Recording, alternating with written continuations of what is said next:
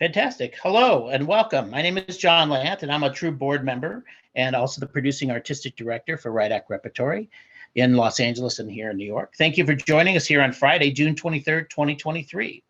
We're celebrating over 150 episodes of TRU virtual community gatherings on Fridays.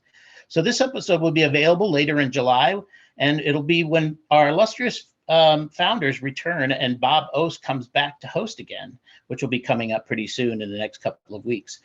If you can please send us any questions in your chat, and at the end of this conversation, we will go through the questions and kind of have an open forum as well.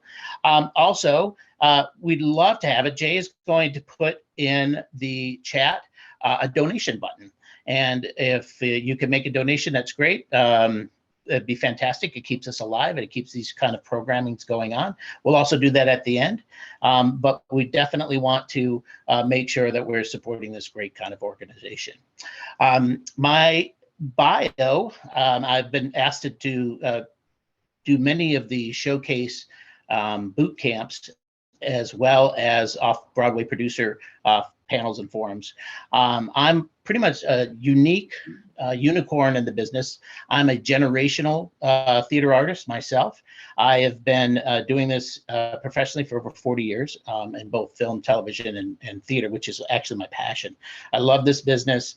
I want to promote this business. I do many things in the community. I have internship programs that we do to continue on the next generation of theater artists, and that's what I love about it. I grew up personally as a one of four boys, which was free labor from my dad, who was a producer and director. My mom was the musical director and a composer herself. And I started very early going to movies, and I dreamed that I wanted to be a director. And I went and saw, as a young man, I went and saw Jesus Christ Superstar. And it was normally when I went to the movies, it was 75 cents. And I brought my dollar. I got my 25-cent popcorn. And when I went to see Jesus Christ Superstar, the price had gone up and it was $1. And I started crying, and the manager had to call my parents. And I realized that there was a community, there was some sort of commercial progress that I wanted to, if I could make a 25-cent popcorn, then I was wanting to then become a producer like my dad, because I figured that that's where all the money was. So I didn't realize until later on that actually when you go to movies, most of the money is made at the concession stand. So I think it was kind of a very profound lesson for me very early on. I think that part of the development of theater and its post-COVID reckoning is that some people have lost the fun of it. They've lost the passion for it because we've been in such a turmoil in the last couple of years. And I'm hoping that through programs like this, we can afford to relax and have fun and also educate as well. But for my purposes, I'm going to concentrate mostly on what my experiences have been. I've been a producer here in New York, and I followed my dream of getting back into theater, having worked on an off-Broadway show that came to New York and while I was living in Los Angeles.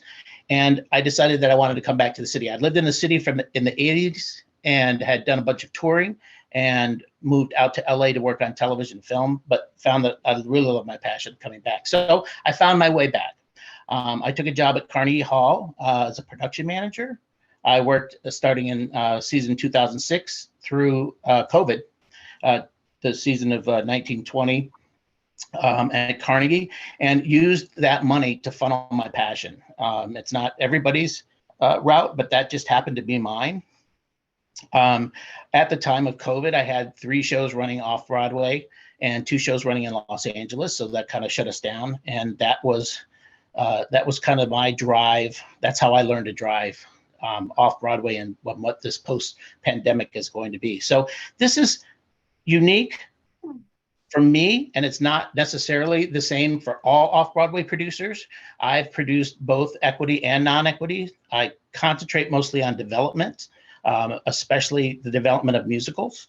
And this is my journey, and it may be different than other people. So today is going to be kind of an overview of what you may need to know, because TRU is mostly writers and people that are looking maybe to self-produce. But I'm also instructive in the way that if you are a writer, you should actually kind of know. You don't need to know everything about producing, but you should have a good idea about what the job titles are. And this is kind of just a very brief kind of overview to kind of give you some instruction about, what it is that you're going to need, or what it is that producers necessarily think about.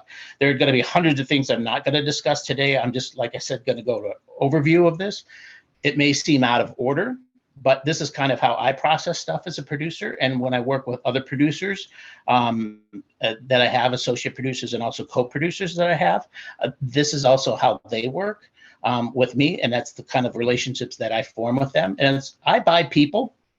I think that most producers will tell you that the relationship is the most important to them, and not necessarily the piece. First, for me, when I'm looking for development specifically, and I go ahead and I look at a person, and I have discussions with them, and I get a philosophy from them about what their piece is. And once we kind of do that, then we enter into a relationship that I'll say, I'll take your piece, I would love to do this, and we have a symbiotic collaboration. And that's kind of how I work specifically, and how I figure out projects. So that's kind of what today is going to be about. Whether or not you're a self-producer that wants to produce, or somebody who wants to learn how to produce, and you have the means to be able to do that, that is, I think, one of the greatest things that you can achieve as a writer yourself.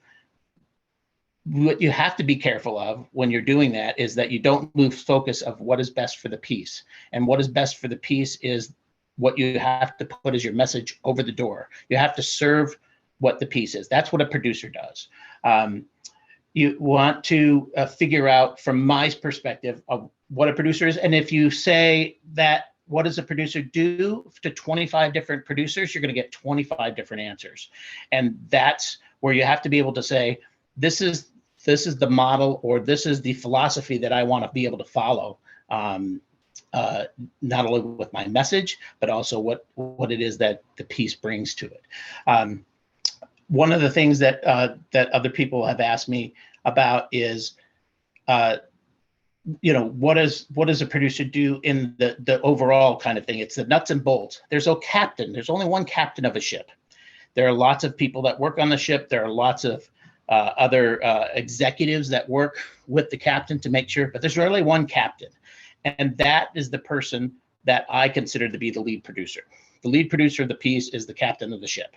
And that person is the person that is the overall CEO, so to speak, of the company, and is the one that is responsible for all decisions that are going to be made. They're the person that is legally responsible for all of the contracts and everything else that has to be signed. So when you're thinking of what a lead producer does, that's what a lead producer does to me. They're the person that's in charge of that, and they're the ones that are making all the decisions and all the signatories that have to happen in terms of that with everybody else. My definition for a co-producer is the champions of your piece. And those people may be fiscally a champion. They also may be people that I can go to as a lead producer and say, hey, I have a problem, or I need something solved. Are you going to be the core group of people that can help me with that I could sit around a table and solve problems and come up with solutions for? Those are what I consider a co-producer. They may be monetary in certain situations. Also, co-producers generally used to be that they were the people that would bring in the money. Most still do, which allows yourself an open opportunity to potentially get an award, be eligible for a Tony Award. If you're at the Broadway level, off-Broadway level are also awards that are given to co-producers in rare situations, depending upon where they are in the structure of the monetary thing. There's also executive producers. That happens mostly at the Broadway level. And that executive producer is generally somebody who, to me, I would come in, because I haven't done a lot of Broadway, I would come in and I would work under an executive producer so I can learn the what's to do and what not to do of the Broadway world. So an executive producer can also be somebody an organizational chain where they have many shows that are going on, and so they assign a lead producer or showrunner, in this particular case, if this was film or television, to oversee a production, and which is a position that I've also filled as well as a showrunner in the theatrical, what would be in kind of in the theatrical world. So you have your executive producer, which is more like the studio, the lead producer, which is one who runs the network or runs the show itself and is in charge of that. And then you have the co-producers, which I consider to be the core people that are working within the structure that could be considered like the board of directors, the advisors. And then you have your associate producers. Generally, the associate producers to me are people that actually help me with the nuts and bolts running of my producership.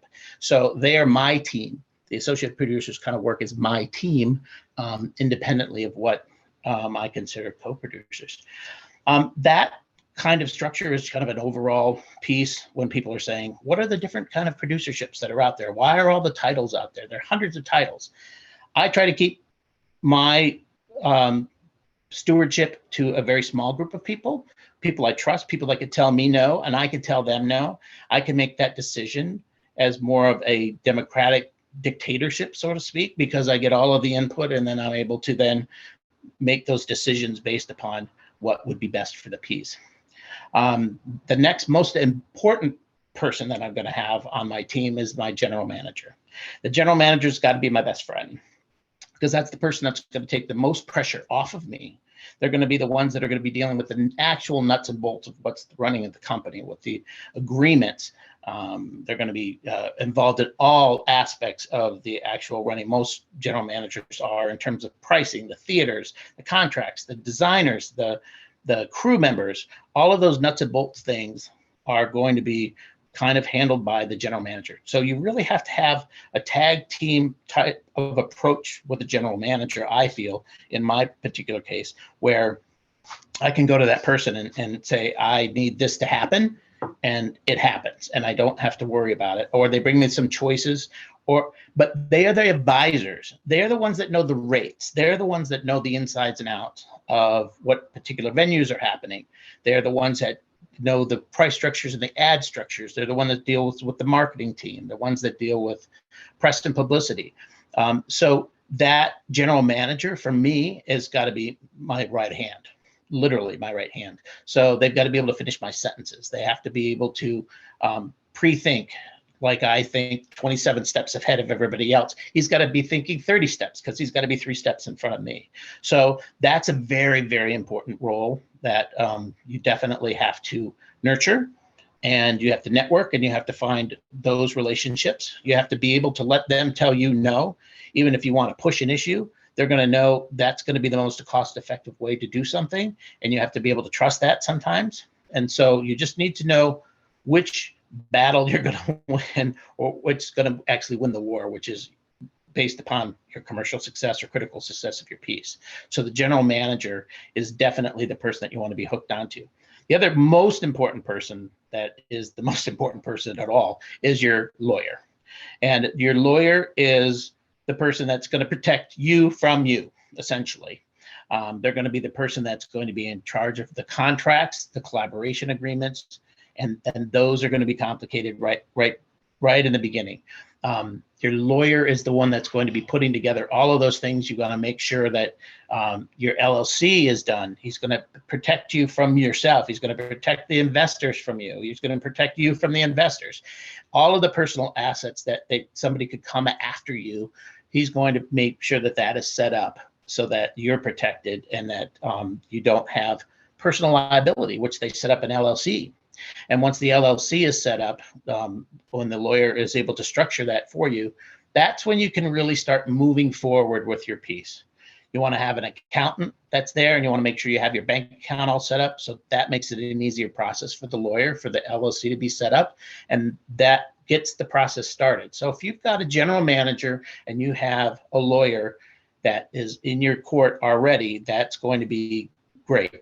That's going to be what your networking system has to be set up with. There are many people out here that have done it. There are many people that can give recommendations. The good people always work. They're always going to be busy. So what you want to make sure is that you're able to get on the radar kind of early. And so that you can plant the seed that, hey, John Lant will be looking for another show in 3 months. Bob Jones is going to be looking for another show next year. As they're filling their calendar and they're filling their schedule just as much. Most general managers have several shows, or the management company has many shows that are going on. It's the same thing with lawyers. Theatrical entertainment lawyers, they get paid very well because they're very busy, and you got to make sure that that you find the right firm that actually can represent you well. I always recommend looking at what shows are they doing. Do their shows kind of naturally fit my shows? Other than looking at a track record for successful general managers, I also look for other shows as a producer. What shows are out there? What producers are out there that I can hook up with? Is there a way for me to be able to actually work on their team? I'm a big fan of networking with other producers in terms of working on their team as well. So I think that those are the most important things that you have to have right before you're starting. I mean, you've got your property, right? You think you have your property, but if you don't have your property, make sure that you have some of these pieces that are already in mind for yourself as you're looking for your next particular project.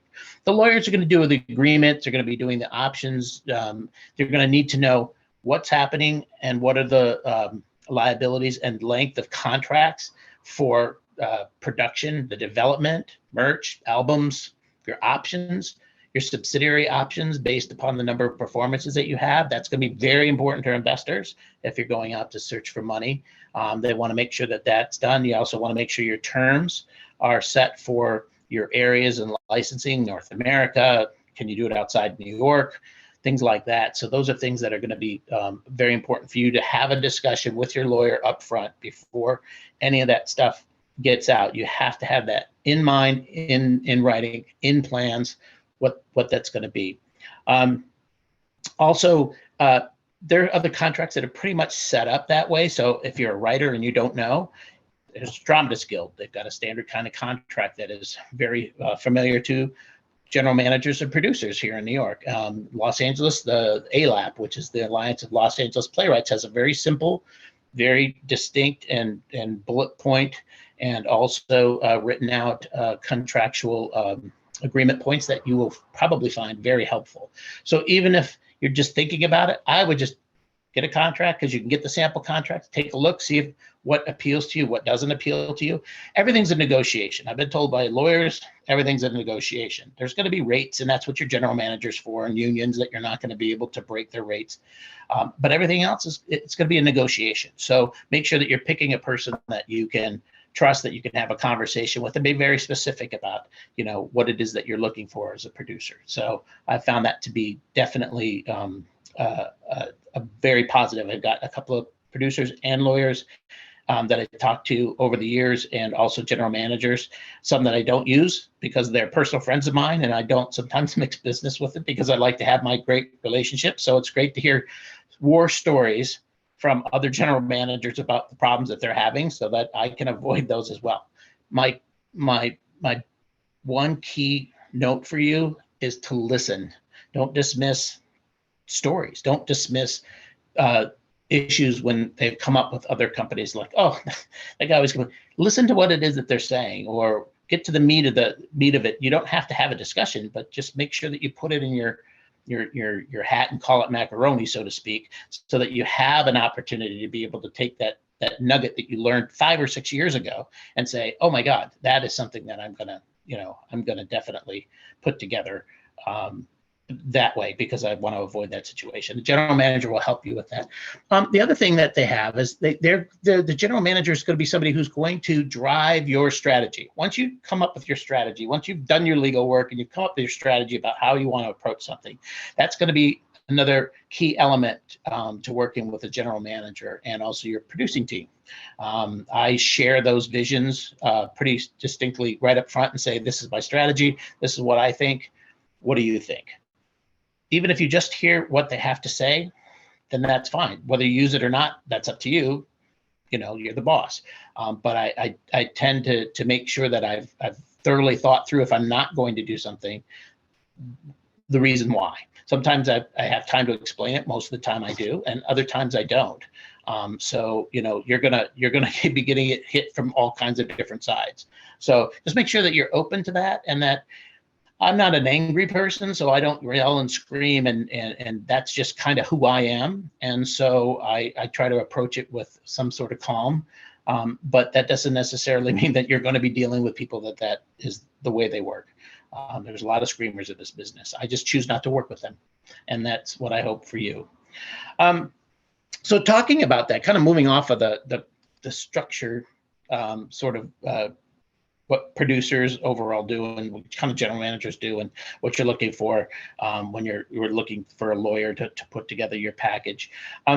Next, let's just say you have your piece and you're very excited about a project. I think that you have to identify it for sure before you can come up with your strategy, right? So is it a musical? Is it a play? Is it a one-person play? There are many different avenues for those particular different strategies that I feel, and it depends on what they are, on what it is, what I'm going to discuss next, which is for me, I choose to make sure that one is either critical success and creative success or commercial success. And depending upon how your structure is set up and how you raise money, I have a nonprofit, so that's a different thing. When I'm doing something commercially, that's kind of a different strategy as well. So if it's creative and critique, then it's more about getting the piece out there. It's more about getting the licensing and the longevity of the piece in terms of what it is that I need to do for the writer and how I need to approach my strategy for the writer. Obviously awards, those kind of things, you want to put the best piece forward. But for me, my strategy is, what is it that is my number one thing? Creative, commercial. So if it's going to be critical success or whether it's going to be a success commercially, it could be 1A, but for me, one of them has to be the number one thing. It's great when they work both ways, and I have a critical success that becomes commercial. And if I have a commercial success that's got great reviews, lovely. I win on both. It's a win-win. But for me, that's kind of how I set up the strategy. I learned this way to produce. Other than being in the business, I also chose differently from my brother who just went straight into producing. I went and I did all the different departments, and I did it in film and I did it in television. There's very few things that I haven't done where I haven't shadowed somebody. My suggestion to you is, if you're looking to do that and you're a newbie, and new producers, that you look to shadow somebody, is that you say, can I go to a meeting? Can I work in the general manager's office? If you have the means to be able to do that, I think that's another great option. If you're able to do that, then I would suggest that you go and you work something. I know I've worked backstage, and I'm a designer myself because I've been able to do that as a craft as well. So I can only suggest that as well for anybody that might be new coming into the industry, is to shadow and question. Right now, it's a great time. You're still in the time of Zoom. You're still able to do meetings. When I was working at Carnegie, I couldn't step away and do a meeting where I had to go downtown to meet with somebody and then have to go spend money for a lunch, buy them lunch, and do those sort of things. So, and most producers are now, everybody's pretty much used to being virtual and online. So it's probably a good and easy time for you to see if you can schedule a meeting with somebody, even if they could take 15 minutes out of their day 3 weeks from now, and get it on the calendar where they don't have to leave the office, or I have to leave. I live in New Jersey. I was having meetings. I'd have to make sure that it was a day that I was working at Carnegie and I could meet with somebody, or if I had a show in the theater district, that I would be able to meet with them after a show, during the show. And it was really disruptive. Now is a time that you could probably get a lot of information and meet with people. A little bit more difficult now that the shows have picked up, but still, hey, can we have a meeting? Can we meet with us?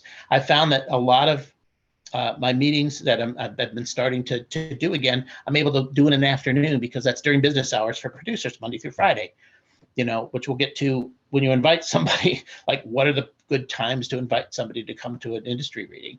So what I found is that this is the perfect time for you to be able to do that, to be able to shadow somebody, to be able to do it. I do it with general managers if you're learning the craft of producing, but also this is also something else I learned while I was doing other things.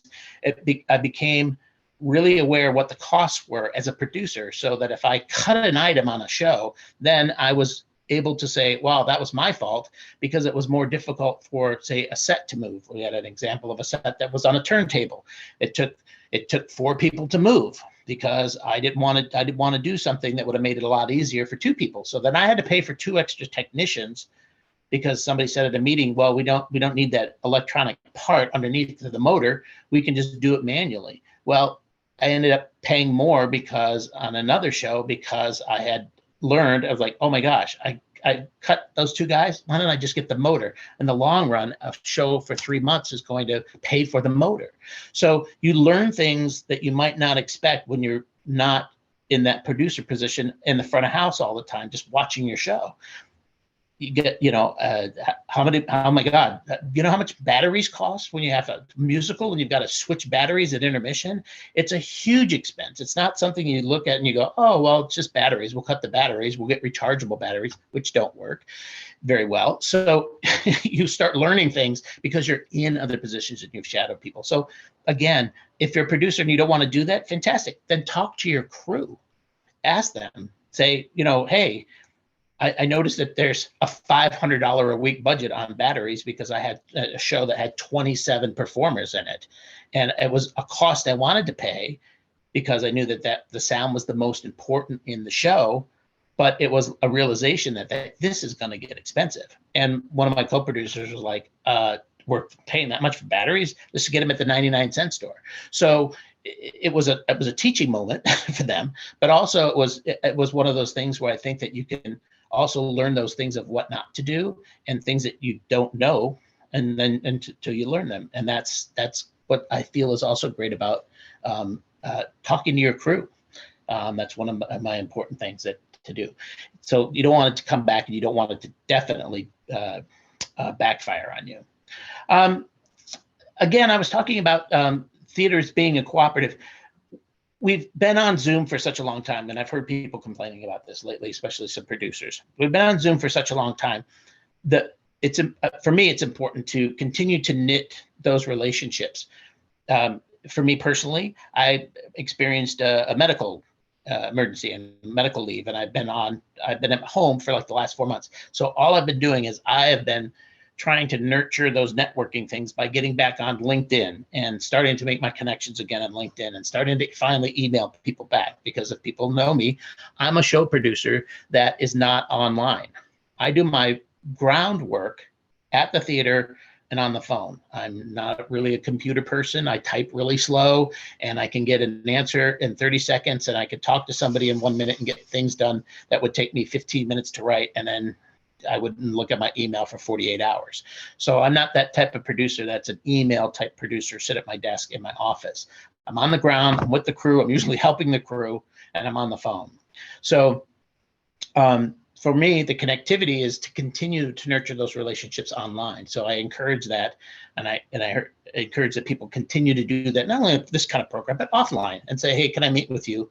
And whether or not you strike up that conversation, I think those things are important. I don't want to move away from that, and I don't think that is, again, something that I want to see more often than not. I buy people again, so therefore that's what the personal relationship is for me as a producer. So that's very important. Let's see here. I got my big whiteboard up here and my overall vision. I think that one of the things that you have to have, I don't care if I've got notepads and all over the place, planning and strategy.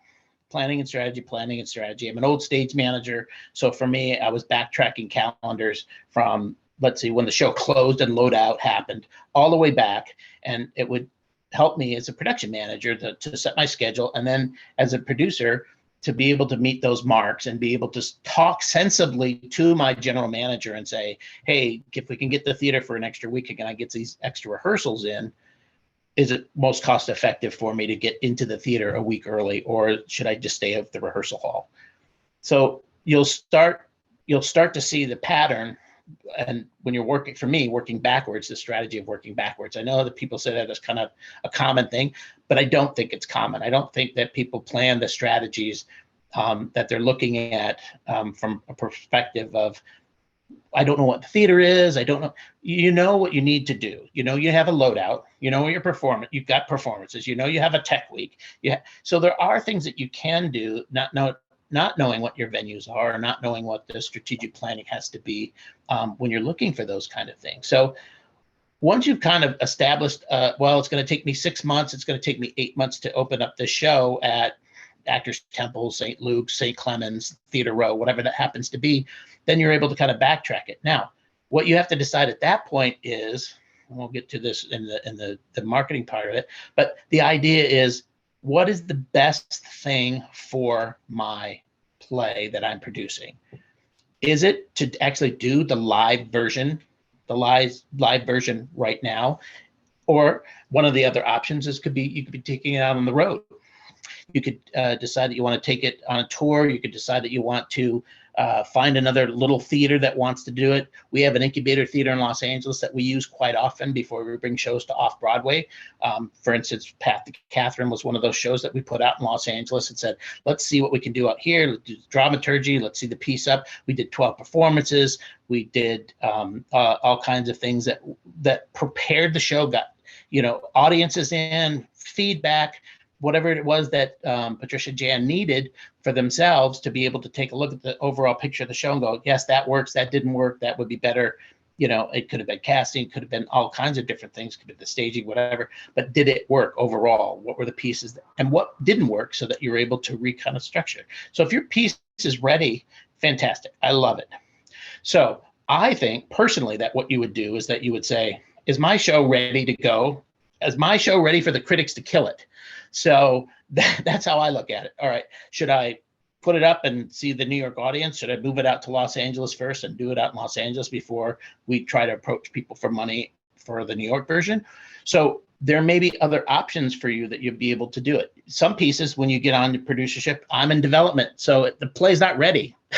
So I've got a lot of other planning and strategies that I'm going to have to go through to make sure that I get to this particular point. And those might be other things that I have to get to, right? So I have to figure out kind of what the overall budget's going to be. I have to look at examples of other shows that I've done.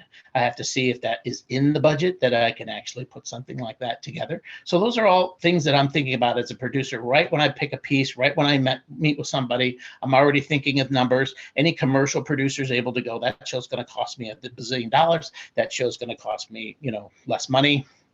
People structure, producers will structure and say, I'm only going to do a piece that's got 3 people in it, 3 musicians. I know what it's going to cost. That's going to be a low end, what we consider a low end union production, depending upon where it goes. And I have a budget that's going to be, $1.5 million to $3 million in terms of marketing and all of that other thing that goes into it for production run. Or you could be thinking, I could do that, but I don't necessarily need to open it like right now off Broadway. Maybe I can find some sort of resource, which is an important word, is the resource of, I've got a theater in Los Angeles. I'm able to do something in a model out in Los Angeles, then bring it to off-Broadway so that I know that the piece will be ready and that I fix the things I need to fix, instead of bringing it to New York where it's expensive to be in a rehearsal studio, where it's expensive to be in the theater. So the most important thing for me in the planning and strategies is what resources I have. I see what resources I have. I've been in the business a long time. I own 4 theaters. I have had theaters closed for COVID. I've had theaters closed for sewage. I've had theaters closed because they sold the building. So the idea is to say, what are my resources? I have a bunch of lighting, I have a bunch of sound, I have a bunch of costumes, I have a bunch of props. I can bring in those things and I can use those things to help supplement the income in terms of my planning and strategies. So once you kind of set that up, then you're going to kind of know what you're going to, for me, I know what I'm going to kind of do in terms of my planning and strategy for the next step. Now, your next step is, what is it that you have as a resource? You may have a demo, a really great demo of your piece. You may do it similar to, everybody uses the Hamilton example, but yeah, a cast album. You may have something that is a viable piece of resource that you don't even know about. One of the most inexpensive resources that you could do right now is a podcast. You can do a podcast.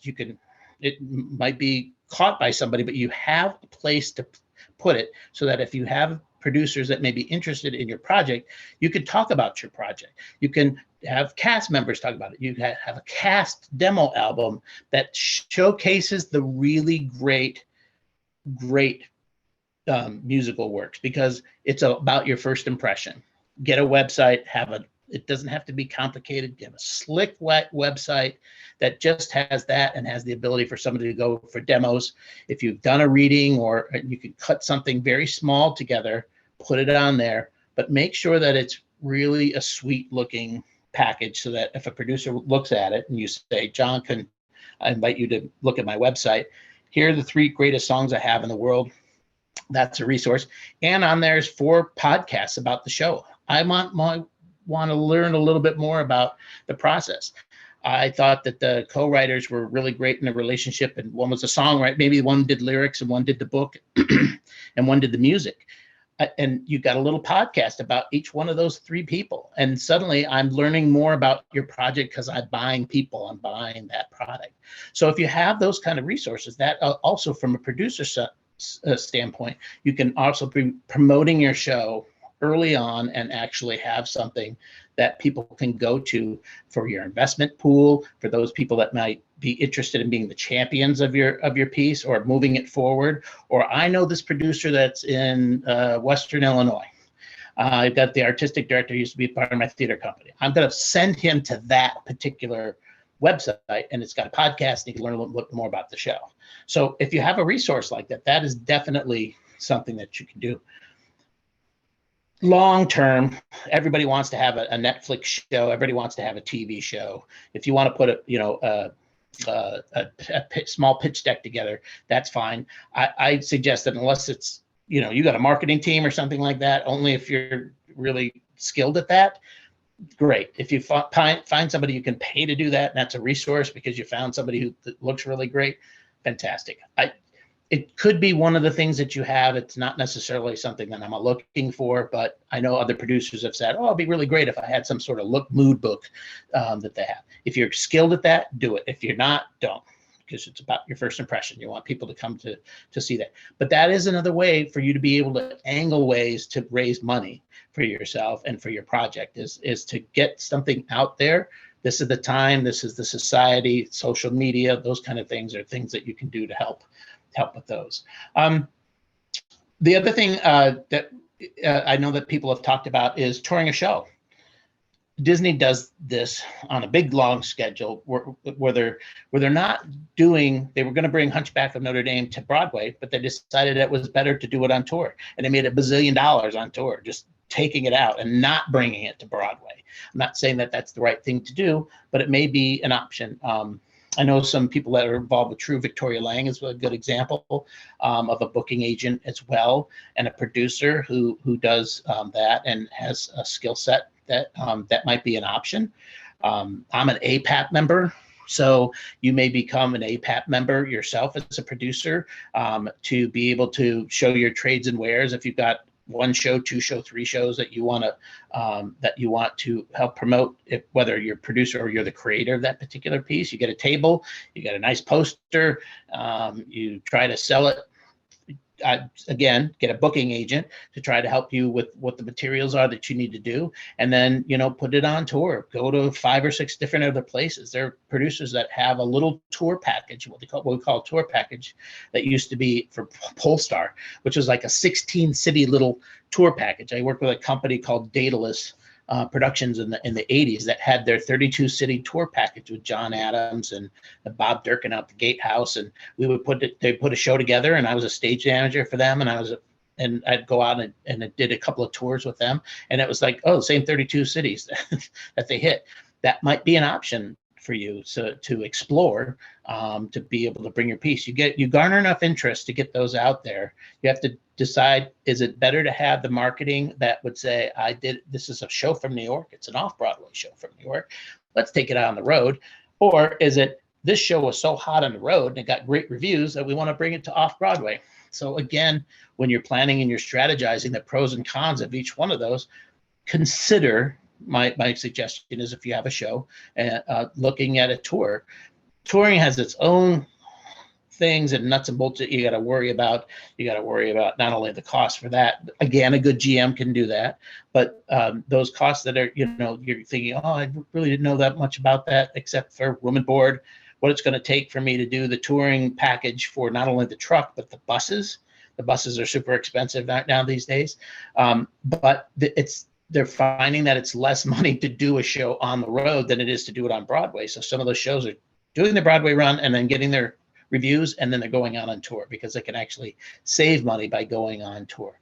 So I'm not saying that that's another option for you, but if a show's small enough, like Class Act or Master Class or something like that, a new version of those shows, those old chestnuts, then that might be a particular option that you'd be able to explore. So looking for booking agents, again, Bob has resources, TRU has resources in terms of booking agents that are successful, that I know that have worked. That's why I brought up Victoria Lane, because I know I've heard it, having done that with a lot of shows. So that might be something else. The logistics, obviously, the physical, the transportation, like I said, room and board, APAP is another option. And then that would kind of brings me into, how does that translate? Does your show translate from off the road to an off-Broadway show or a Broadway show? Some people like, my show's a Broadway show, it's only going to Broadway. I know of shows that have gone to Broadway and have died because they're not a Broadway show. They're an off-Broadway show. And they should just stay off-Broadway, where they could have made money and they could have had a following and they could have just ran forever. But there's that illusion of, Broadway. So you have to decide as a producer, is that yours? I feel super comfortable having did an out-of-town arrangement and an out-of-town show that had raised money for Broadway money, but we didn't have a theater yet. We were going to be moving into a theater, and we had to give all the money back because the show was so successful in New York on Broadway, a little show called Rent, that we weren't able to get into Nederlander, and we had to give all the money back because the show stayed open so long. So I had that experience, and I had worked 11 years on the show, and I was like, I can't do this anymore. So I found my niche in off-Broadway. So does your show translate? If you take it on tour, does your show translate to a show on Broadway, or you have it in a regional playhouse or something like that? Does it translate to an off-Broadway space? There are many different types of off-Broadway spaces. So you have to just definitely see if that's going to be, which comes to branding. Is your branding product the thing that is going to make your show the show that everybody's going to remember and everybody's going to understand the concept? To me, that's the most important thing. Is it easy to remember? Do I whistle a tune if it's a musical? Am I going out saying, the song is stuck in my head like an earworm? That's what I'm looking for. I'm looking for my earworm song. For me, that makes a definite difference to how I'm doing it. Is it relatable? Is it relatable to whatever your particular passion is? Is it got a message? Is it for the people? Is it just for entertainment? There's some people that just do shows to entertain. Dolly Parton is a big fan of, I'm doing this, I'm an entertainer, that's it. I don't talk about anything else. I'm here to entertain you. And that's the Baby June. So let us entertain you. Is your show for somebody that's supposed to be in a theatrical setting, or is it immersive? Those are going to be things that you're going to have to identify when you're doing your branding. The little girl on the cup for Les Mis, enough said. The Phantom's mask, or the rose. So now, is it the rose or the mask that makes Phantom? Is it the little girl, or is it the flags, the French flags that make Les Mis? So, those kind of things are the things that you're going to want to make sure that you're thinking about in terms of your branding. Again, using your team to bounce your ideas off those veteran professionals that have had ideas, and getting a good ad agency. 212, Bill Hofstetter. I mean, just things like that you can definitely explore. But that people have had great experiences. Are there shows that look really great to you? My show is a young adult show, so Mean Girls is the color palette that I like, and find out who did that show.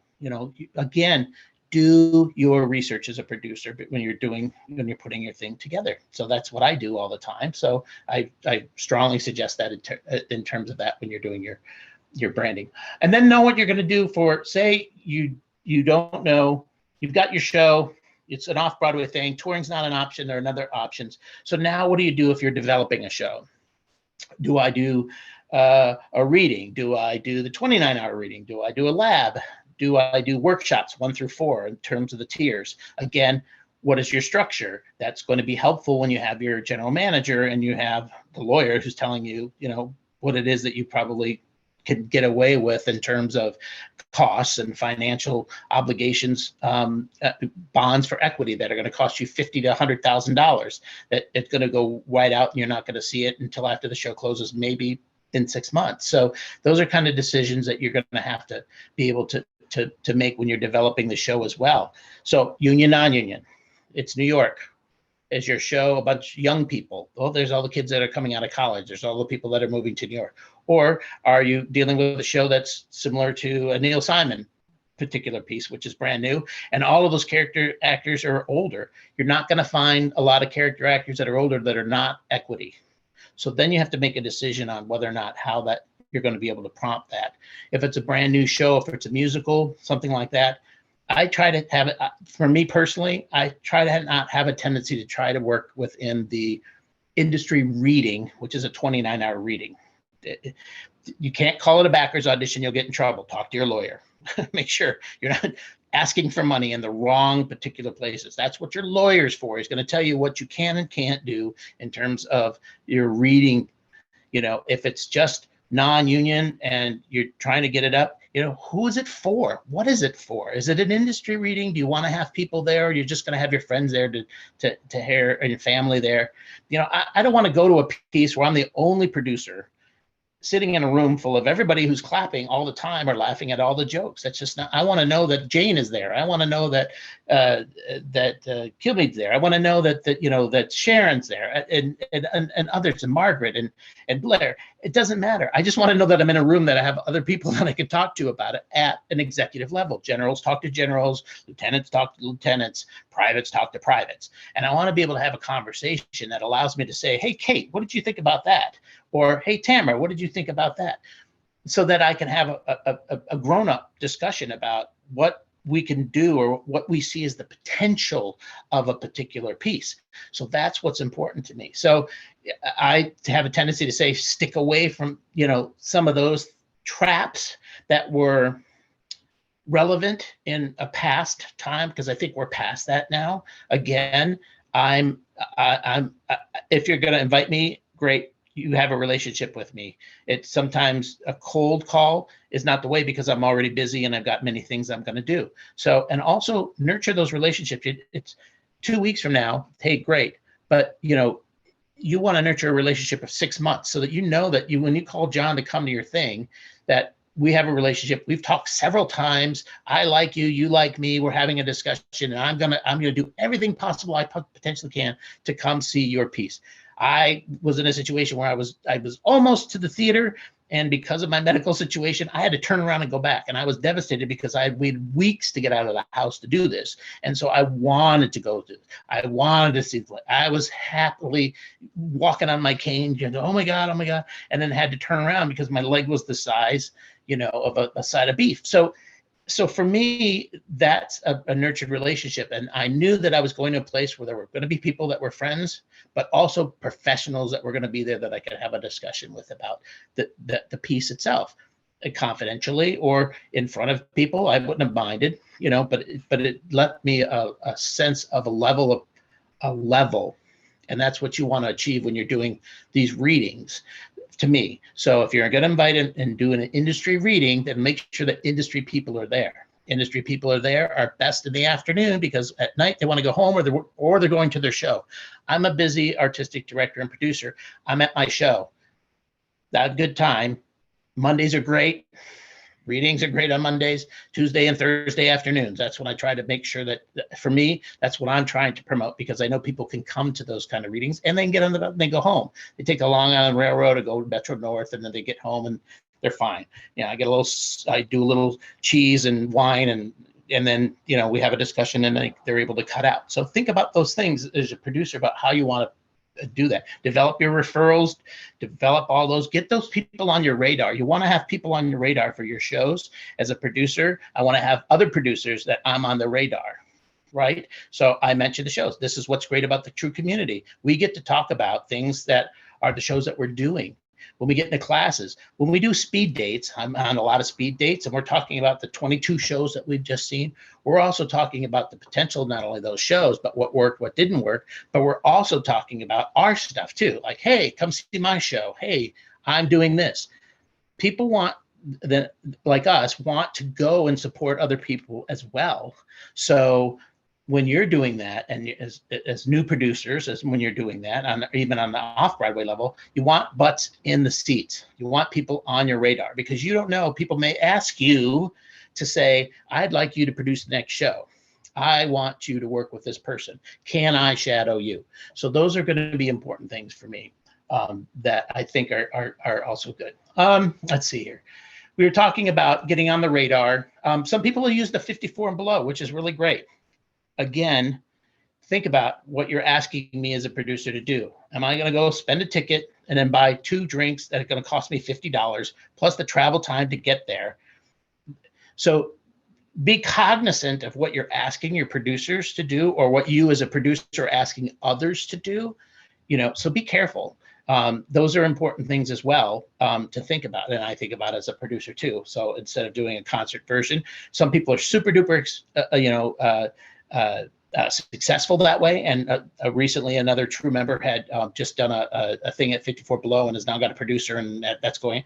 Also, remember, try to navigate and try to also network and also collect people that you either know are on the rise or are Broadway talent type people, that type of talent, so that when I go to see a show and somebody I recognize from a show that I've done or on Broadway, I'm excited to go see that person too, and I know they're involved. I'm always looking for referrals in terms of, I got involved in that project and I know that was going to be a quality project. I listen to GMs, because if a GM recommends something and it's not on my radar and they say, John, you've got to see the show, it's really fantastic, I'm also trusting that person knows me to know what show it is that I want to go see.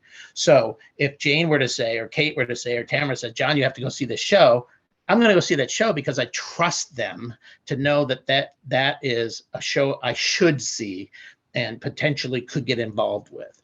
So, as you're gathering your resources, make sure that you're cultivating those and just stay in touch. It doesn't, to me, the great thing about theater is after 6 years, if somebody were to come up to me, or I get company members or cast members of, hey, John, blah, blah, I immediately go into a conversation with them, just like it was yesterday we just did a show. This is our industry, and that's what we do, and that's what we do well. So cultivate those, and every once in a while, just, hey, how's it going? I haven't heard from you in a while. Boom. Hey, that's really fantastic. I haven't done anything lately. I'm really frustrated with the industry, blah, blah, blah, blah, blah, blah. So make sure that, you also, make sure you cater to those things too. Let's see here. Wow. I want to talk a little bit about venues, and also when you're doing press and location, right? Once you're a producer, you've got your show and you're ready to go and you're starting to look, and you've got your general manager and he suggested 5 or 6 different things because he knows your strategy and your planning. You've said, my show is a proscenium show. My show is an immersive show. My show is best played in circle, in the circle, in the thrust. Once you have those strategies and plans in place, then you're able to really kind of know, and your general manager will help you with this, about where it is you should be looking. Like, for instance, perfect example, St. Luke's old, now new St. Luke's Playhouse, 46th Street, right? Now it's theater in the round. Before it was a proscenium. So now it's changed. How is that going to affect you as a producer from your particular piece? Does your director know how to direct circling around, right? So you start looking at these venues, and then you have to be critical about potentially maybe where your location is, depending upon, for me, I always want to be in the theater district. I know some of my shows would have worked well downtown, maybe on the east side, not saying anything bad against any of that. I chose to be in the theater district specifically because my shows were attractive to tourists, and the navigation of the subway system That's also important to me in terms of a location and my shows and what it is I want to present. I need to know that a subway is not going to drop me off 3 avenues away and I got to go to the East Village, which I'll go see a play, but I don't know if I can drag an audience there every single day to see a play 8 times a week or even twice a week. So when you're looking at your particular venues, trust your general managers. Check out the scene. What other shows have lasted there? He's going to have a good, he or she will have a good history, or whoever is going to have a good history of what that theater can offer you in terms of the history of the length of the shows. That's why you see in the playbills, this play was here for 42 million years, right? So I'm just saying that may be a great thing for you in your particular piece. So again, your venue and you're planning your strategies in terms of your venue, your location, what it's going to offer. Also, whether or not it's a 4-wall system or whether or not the theater provides you a certain set of equipment. Could be lighting, could be sound, which are the general things, but also accessibility. I've gone to theaters where if it's raining and I got to stand on the sidewalk because there's only literally 3 feet to the box office to get into the theater. Is your audience experience important to you as a producer? And if it is, then those are going to be other things that you're going to want to consider in terms of box office, front of house, ticketing. Is your ticketing box office something that is subjugated to a certain ticketing, like Ticketmaster, or if it could be done through Ovations, or if you could put somebody in the box office and that could be an expense that you bear. Those are all kinds of things. Off-Broadway is completely different. Each theater has its own rules. Each theater is completely different. Each theater you're going to have to do your research on. I found that to be true. I found that the 4 or 5 places I like to be in, I like the 4 or 5 places, other places that I don't mind being a production person in, or an electrician, or a designer, or a stage manager, production manager, which is what I do as well. So that a general management. So the idea is I kind of searched and I researched and I worked and I did those kind of things. So it made it a pleasurable experience for me as a producer to be doing these kind of things off Broadway, and specifically for me, developmental theater. So those are kind of the things that I look for and have experienced as a producer. I've done some festival scenes as well. So I'm just going to tell you, it's a great opportunity living in New York, doing shows off Broadway. For me, it's been an amazing lifetime in the last 20 years, building theaters in New York to offer, other outlets for other theater artists like myself is a great opportunity. And, today was very fun for me to be able to just kind of talk about it. I don't get a chance to do that very often. In this kind of length of time. I'm hoping that we move back to some sort of live events that I know that we're starting to go back, like our town halls that are coming up on TRU, and that, other people can experience the joys of producing like I do. It's fun. It's taxing. It's all those other things. It's frustrating when you have to deal with little minutia things. But one of the other things about a good team, because it takes a village to do that, is that the problems that come to the producer, specifically the lead producer, when you're in the higher levels of off-Broadway, especially, your team deals with. They're only coming to you up the chain of command, and they're coming to you so that you can successfully solve them. Almost exclusively, they're not going to be solved in 1 minute or 10 seconds. Unless something was like really ridiculous. But generally it's thought process, it's thoughtful thinking that you're able to then assimilate all of the information and then come up with a great decision that best serves the piece that you're doing and the message across the doorway, what I call the doorway, which is whatever that message is that you put into your branding and your message. So I personally have relationships that I form before I collect scripts, or if I talk to somebody about a show. We're all busy. All producers are going to be busy. I can tell you one across the board, a producer will tell you almost exclusively, don't send them something unsolicited. Make sure that there's some sort of interest or some sort of place that they can be interested. Work on your, as a producer too. I do the same thing. I took the class and the PDMP class, and I learned how to edit myself. Not like today where I continue to talk, but the idea is that you can always improve. and you can always make sure that that you're always watchful and thoughtful in terms of your relationships back and forth. I particularly like things that come to me. If you've videotaped your show, that's great. I only need to see a little snippet of it. So if you have the ability and you have a skill set like that, even as a producer, to put something together in like a 1.5 minute to 2 minute thing, in the afternoon when I'm clicking through things, I don't watch YouTube. I don't do those other kind of things. I've got Playbill in the corner of my screen playing all those videos all the time. And if something captures my interest, I immediately go there, I click on it, turn on the sound. So if you have a reading that you've done or something that you've done as a project that you've done, personally, I suggest that you cut it down, get it to a really short, something that's going to capture my interest, maybe a 2 or 3 paragraph synopsis, maybe at the top, and then just say, here's my story. This is what it's about. Here's a little bit about me. Here's the genesis of the play.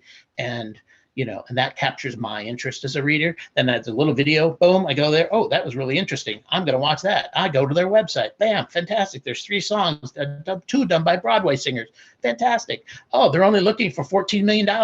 I absolutely would love to go see your show. I will pay you a ticket, to see your show. I can't produce it, but I will be that person.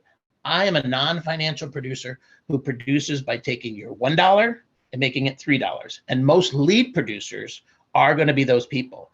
They're going to be the people that will have a core team around them that will be able to help them solidify all the legal and then all of the financials. And that person is the person that's going to be able to go through and take stock and say, I could save $20 here. I could save $300 here. I could save $400 here. I think if we spend this, that'll be that. If we can do this, fantastic. We lost that person here. I'm eligible to be able to cut back on one piece of personnel from that union, then I'm going to do that. That's what a lead producer does. That's their function, is to protect the project for the investors in a commercial setting. So there you go. So I wanted to thank everybody for today. Again, please check out on truonline.org the upcoming events that are coming up for a virtual speed date. We've got How to Write a Musical That Works. It's also virtual. We're going to be doing a town hall, which is going to be live and virtual, kind of a hybrid, on how theater companies are adapting to post-shutdown world. Those are exciting things that I want to just get that out of the way now. Also, you could go back. Jay will put a link again to the donate button. So hopefully you can be involved that way. If you're joining us for the first time, fantastic. If you're joining us, from out of New York, that's fantastic. Please drive safe. We're gonna open it up to some questions, and I'll do what I can only again recommend or give you advice on what it is that I've done to cut corners and or to the way I work. So I just wanted to thank you, and I don't know how this part goes, Jay. If we all go back to gallery view and people put up their hand, or I see, is that the way we do it? Yeah, we can do it that way on your end, so you can see everybody better. It's speaker view on my end, so people will just pop up as they speak. Stay muted for the time being, everybody, while people are asking questions, so we don't get a big screen jumble. All right. But great. And then if you look in the chat, there may be something that you feel is a question. I see John's got his hand up. Hi, John. Yeah, he's the questions that I have. So okay, let's let John talk. Let's let the other John talk. Yeah. Okay. Man, you said some incredible things. And I connected with the stuff that you were saying about touring because of my acumen as a concert promoter. I believe you mentioned Polestar. Like when you mentioned Disney touring the Hunchback of Notre Dame, that's one thing that like a hybrid system that I want to create in terms of producing on Broadway with plays, because you don't see much plays on Broadway. So I'm thinking, if I can put, 3 or 4 stars and then create my own system of touring, I want to call it the first class Broadway extension, because it would be the only type of tour that could essentially play on Broadway and go straight out to tour. But, I was listening to some gentlemen, Stephen Lindsay and Brett Sirota of the Road Company, on episode 13 of the Broadway Biz with Hal Luftig. And they talk about the subscriber system is the lifeblood of Broadway touring. So, and I didn't realize the terminology of what I want to do is single tickets. So I do think that there's possibilities there. And I wanted to know, in your opinion, is there a capacity to generate Broadway resources and have Broadway people work on a show, but take it out on tour, non-union? Because when I speak to Broadway producers and I talk to them about getting all of these buildings, they say, well, first the building has to have you. But as a concert promoter, it doesn't work that way. You just go and get the building and put down a deposit, you know? So in terms of general management, scenic design, lighting design, sound engineers, could I have a show have the aesthetics of Broadway, but I'm not burdened by the cost of a Broadway show? I think all producers have been trying to figure that out, John. You know, a lot of the contracts and stuff that are already built into that already have like first class productions, how productions are going to go out on the road in the union situation. Generally, shows, I'm just saying shows, have been removed from certain time periods where the rights are then unlocked to be able to take touring shows out non-union. Generally bus and truck tours. There's companies down in Maryland, Network, used to be Tribeca. There's all kinds of, there's a company out at Summit here in New Jersey that does touring and stuff like that. What you're going to deal with when you go to Broadway is you're locked in the unions, pretty much. There's 14 unions plus 2 others, right? And so they're going to have a contract. They're going to already have some fiscal connection to those particular things. What you may be talking about is having some, say if you did your show up at the United Palace, I know it's way uptown, but say if you did your show and it's out of the Broadway box, what's considered the Broadway box, you might be able to then get your, that's what Vegas does, right? I mean, they do it on the cruise ships. They're doing the Broadway shows, those style type of shows. So that may be, you know, the option that you have. But getting into Broadway, you're locked into so many restrictions that, you know, that's kind of just the way it is because it's run by like 5 organizations, you know, essentially families. You know, I call it the Illuminati of Broadway. So the idea is that it's a kind of a different model, what you may be talking about, you know, in terms of what you're doing. But if you're in the Broadway box, you're going to be locked into certain things that you're only going to be able to do in the Broadway box. Now, when you were talking about subscriptions, I do have some thing about subscriptions, and this is mostly for the playwrights that are out there. A lot of times, the things when you're going on the road, theaters don't produce shows, original shows. A lot of places just don't produce original shows anymore. That used to do that all the time in Middle America.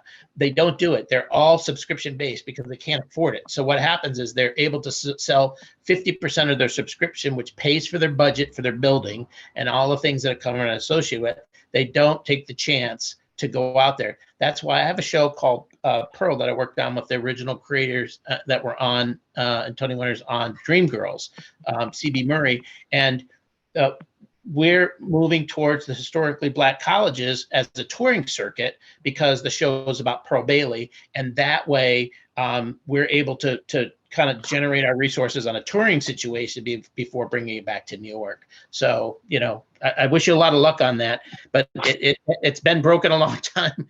And, to try to break that glass ceiling with some type of event like you're talking, I hear you as a music promoter of having promoted shows, live shows myself. It's definitely a challenge. So, yeah. Thank you. Yep. Michelle and then Patricia.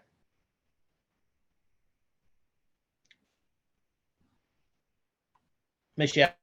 Okay, sorry. I was just wondering about first of all, thank you so much. You enlightened us with so much information. But I was wondering about the whole legal situation. I was getting overwhelmed. Sure. Well, an entertainment lawyer is your best person to talk to about the particular thing. TRU has a list of them well, I used to have the physical copy of the directory. I'm not sure if it's online or not, Jay. But there are entertainment lawyers that deal with specifics to that. Generally, it's a retainer. You pay an amount for a retainer, and then you're able to get some legal services based on that and some consultation.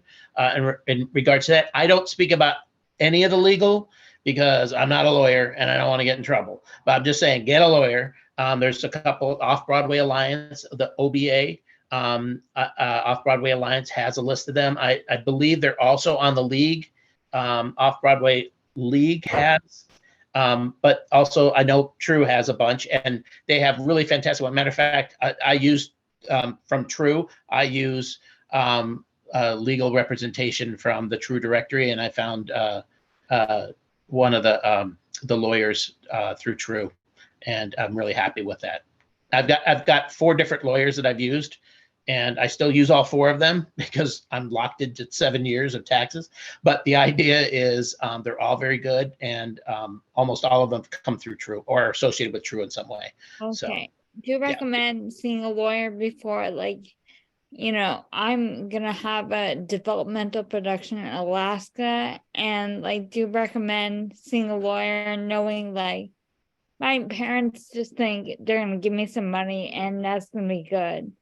But like, Yeah. I mean, I think I'm sorry to laugh, but I I did that too. My parents did. They repurposed their house, and then we took it on a national tour. But that was because it was in family, and one of our family members was a lawyer. So, but I would seek. Before you do anything, I would definitely seek legal representation. There are arts advocacy lawyers that are free.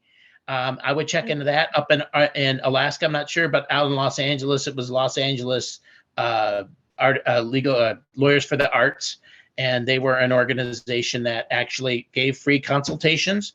There are people that do that in the entertainment field. So if you explore that through Google and looking for, and if you know of anybody or are associated with anybody in the nonprofit world, they also have access to free legal advice, and 1 hour consultations. They do those all the time, and you can ask them a bunch of legal questions like that. When you take money, there's certain ramifications in terms of how you have to register that, and so again, I don't want to speak upon that, but I definitely know that was the best advice I ever got, was to do that the first. And sorry, to piggyback on that question, sure. What about the LLC? Well, they'll be able to deal with that as well. I've done it several different ways. I did it through Swifty. I did one a long time ago through LegalZoom, but I now use lawyers to do it because it's almost the same amount of cost, and I get personal service. And if you're a TRU member, you can get discounts through being a TRU member to the lawyers that are involved with TRU. They give a discount. That's what we use the last three shows I've done. So okay, thanks a lot. Absolutely, no worries. Okay, Patricia. Hi, my question is actually really specific. There's somebody here who said she has a play that she wants to put up in Berkeley, and she wanted a recommendation for a director, and I could do that, but I don't know who the person is. It was me, Daphne White. Yeah, Daphne. Yeah. Would you mind putting your email in the chat, Daphne, and I'll send Sure, thank you. Yeah, thank you. Cool. That's it. Thank you, John. That was a lot of great information. Well, thank you. Okay, I don't know, Jay, I'm looking through here, but I only have, I love that Janet's here, but I only have a direct message to Janet. And so people have been asking for my email address. So it doesn't allow me to, there we go. Never mind. That's my Luddite self. Okay. Emma, there's some people on here that we didn't get a chance to say hello to. Emma Wood, are you in Australia still? Yes, that's where I live. Great to see you, John. How are you? I'm good. Thank you for joining us. What day is it? It's Saturday and it's 8:45 in the morning. Okay. What were the winning lottery numbers for the drawing tonight here in Los Angeles? It's like Back to the Future. Yeah, exactly. Well, it's nice to see you. I will message you privately with those. Okay, great. Well, would you just say hello to everybody? We did that at the beginning, and there's a couple people that have joined us. Would you be one of them to say hello and tell us a little real quick? Sure. Hello, everyone. Thanks for the opportunity to say hi. And John, it was great to hear from you today. I joined a bit late because I was actually not well and lying in bed. I have now got myself up, but it was an early start here in Australia. Yeah, I've been involved with TRU for a couple of years. I love TRU. TRU has given me so much access to people, including John and Tamara, who recently staged a production of mine called Peace of Mind at the Incubator Theatre John was talking about in LA, which was very exciting. And yeah, I just jump on whenever I can, kids sport permitting because of the time of day, just to learn more about the industry. But yeah, basically I'm a playwright. Fantastic. That wasn't too long, sorry. Okay, no, not at all. And one of the folks that I was talking about earlier, and one of my co-producing cohorts and lovely friend of over 30 some odd years, Tamara, you're on here, aren't you? Tamara, you out there? Yep, I am. You want to say hello to everybody? I talked about you before you got on. Awesome. I love that. No, I'm Tamara. Yes, John and I have known each other for 33 years. It's pretty crazy. I'm based in LA right now, but I'm usually bi-coastal and sometimes based fully in New York. I produce and I do TV, and I'm currently here, but also at the Netflix job. So that's why I'm like on but off. All right. Fantastic. I can't quite see who else is out there. Looks like Kate's out there as well. Kate, we mentioned you several times today. Are you out there? Yeah, I'm here. Hi, how are you? Nice to see you, John. Nice to see everybody. I'm just working in the background, just listening and putzing around here. Okay.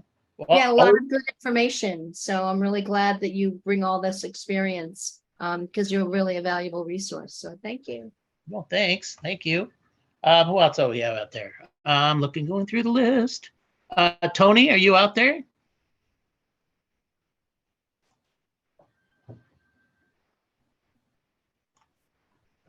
All right. Is there anybody else out there that didn't introduce themselves and say hello? Oh, we have a hand up. I don't know how to get there. Let's see here. Boom, boom, boom, boom. Ah, John, you're back. Yes. Yes. So two-part question. Could you give us some insight on what a Broadway theater could ask for in terms of a deposit? That's question one. And question two is, what I asked you before, what if a show never goes to Broadway, so it's never in that Broadway system, but you want to take it on tour? You know, because I think the market is big for that, John, like, because there's only 41 theaters on Broadway, only about 40,000 seats. But if you would think in terms of the entire country, there's over 4 million seats, you know, Sure. And there's just so many intellectual properties, Broadway is not going to be able to get to 5% of it. Yeah, sure. Well, I can't speak about the exact numbers for Broadway theaters. That would be a general manager question that they would be able to definitely be able to answer that, because one, you have to get into them and you have to be accepted. Just because you have a show doesn't mean that anybody's going to let you, go to Broadway, unfortunately, or we'd have had my show in there. But that would be a general manager's question. And like I said, for touring, a booking agent, Victoria Lang is a person I know that works with TRU, is a booking agent, but there's several that you could talk to. The reason I mentioned Polestar and in like Music America, in the 90s, that I was a member, so it would just pull it up and I could pull up set a tour date thing. Polestar, I'm not quite sure what's happened with them. I'm a member. It still exists. Yeah, no, they bill me. I hope so. So, but they do have. You remember you used to get the big thick book, and you could go through the book, and then there would be booking agents that are in there. There's a whole section of booking agents specifically for shows. So I would check Polestar first, because it might be however you line up your show, whatever your type of show is. If it's music acts, or if it's more, music acts that are more like a jukebox type musical, or if it's like play, that kind of thing, then they're going to have the best people. I've always found, and my family always used booking agents out of St. Louis, in Kansas City, because they are centralized. Not only are they centralized, but they also are the ones that pick up a lot of the stops that are, Bozeman and the what we call the secondary markets that aren't Los Angeles and Chicago and Dallas, and they pick up all of those other ones, and you can have a nice successful. My dad paid back for the house every time we put it up and refinanced for every tour. So we made enough money to buy the house back. So that's kind of how we knew that we were going on tour. The family was going on tours because my dad would sell the house and refi. So, but we've always found that to be very successful. And Polestar, I know, helped us on one of my live music projects back in the 90s.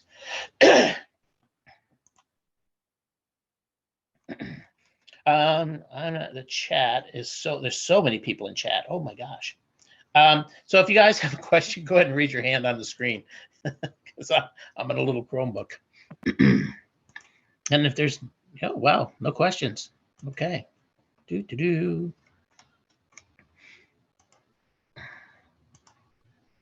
Well, it was lovely meeting everyone. I'll keep the door open. We're going to close down the recording so we can actually have a real conversation that Bob doesn't hear about. Again, I encourage everybody that if you can, to check out the truonline.org website for our upcoming events that are coming up in July, where we have the virtual speed date, virtual how to write a musical that works, and also our town hall, which is a hybrid of live and also virtual, how theater companies are adapting to a post-shutdown world. I'm very much looking forward to our next Friday, which I believe, Kate, you're doing, correct?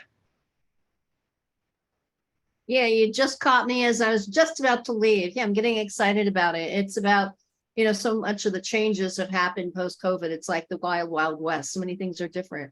So we're going to talk about that and what the experience of producing the festival as opposed even to last year's festival.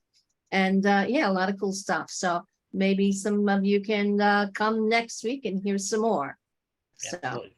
Fantastic. All right, check us out next Friday at 5 o'clock for the TRU Virtual Community Gathering as well. And we look forward to everybody having a great weekend. And thank you for joining us. We're signing off now. If you'd like to stay, you're more than welcome to stay online. And the conversations usually last a long time. And thank you very much.